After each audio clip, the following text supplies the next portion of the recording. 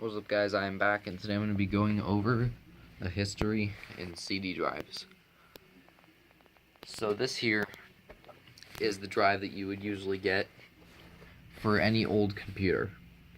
Don't worry about the only rights memes lying on top. But the essentials of this drive is that, of course, with the press of a button, it will play. It will actually retract this sled here to let you put in a disk. You press the button once again, and the disk will go back in and instantly start analyzing on your computer. On the back, its prominent features are a SATA power and a SATA data connection. Only a bit of the board is visible, but overall the drive is very flush and everything is sealed off very nicely. There are no visible screws except on the bottom. There is your sticker on the bottom which tells you what it is, a DVD-CD rewritable drive. And it of course tells you its power consumption and what it requires. Now, we are going to step back to very far, about as far as we can go with this CD drive, or at least as far as I'm able to go. So, this here is also a CD drive. But this CD drive is from 1993. Does it still work? Actually, yes. Now, some most prominent features on it is the fact on how big it is compared to the other one. It has the same mounting strategy, but on the back we have a different type of connector, a slave jumper, I think, and a Molex connector. Now this connector here used more of a flat cable style, and that it was a lot bigger than SATA, but it still did decent transfers, although they were slow.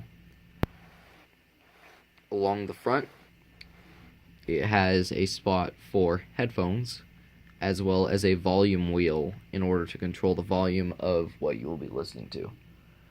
Now these were mostly used to play tapes or anything of that sort, and so they wouldn't be used too much to look at movies or something like we do today. The way that it opens, mine is a bit old, so it's going to take a minute to open. Okay, there we go. The way that it opens is it retracts almost the whole unit, and it comes up like an old stand-up radio. And, of course, it works, but not as efficient as, say, our CD drive here. So let's close that up and compare the size again. So compared to size, it is definitely a lot bigger. Seem to be the same thickness in order to fit in the CD drive bay. And of course the plugs on the back are a lot bigger and take up more space compared to this one down here. So let's get rid of those now. Now we're going to jump to 1995. So here's what we have for 1995.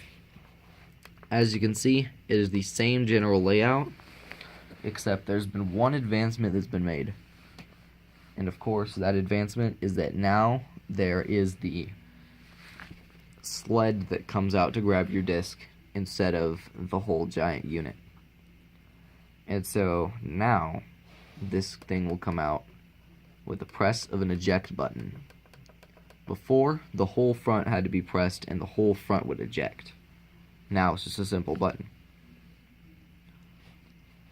Much like the other ones, and much like our current DVD drives today, it has the button and the busy light. But of course, this one still has the most prominent phones input and or headphones, as well as the volume wheel, which can be adjusted and unadjusted to your liking, since most headphones or speakers did not have volume at the time. Now we're going to move on to right before the final product. Also, we're just going to do a comparison real quick. The only thing that they're still lacking is the size, which is getting pretty decent, but it's not there yet. It's getting there. And now, for the next one, which is the final one that I'll be showing, is this one right here, which is right before the modern CD drive we have today. And this was made in 2001. So, of course, as you can see, it has the button here and the activity light, as well as the same sled. It no longer has the phone's place because that is no longer needed. The back is more advanced. Everything is kind of further in. There are more connectors starting to appear. More options for plugging it in. This ribbon cable is starting to get out of there. However, not just yet. So many computers such as the Dell Dimension and Dell Optiplex series still contained this type of cable. It was not for a long time that they added SATA cables into your DVD drive.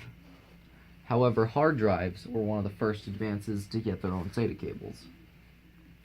And that was because SATA cables allowed faster data read and write speeds, such as for viewing your data and for opening your hard drive, playing games. Now, it wasn't necessarily for the games, of course, but for simple desktop use, it was definitely faster. And so, the only thing that this was lacking to become the modern CD drive was still the size and, of course, the connectors. But the features on it were almost identical. Now, still read and write speeds from CDs and DVDs are going to be slow because it is older, but it is doing the job. That is essentially it. I hope you liked this little comparison between CD drives and the evolution of them. Sorry I cannot include floppy disks or large floppy disks. I don't have a large floppy or a zip to include. But this is what I got for you. So hope you have enjoyed this video, and bye.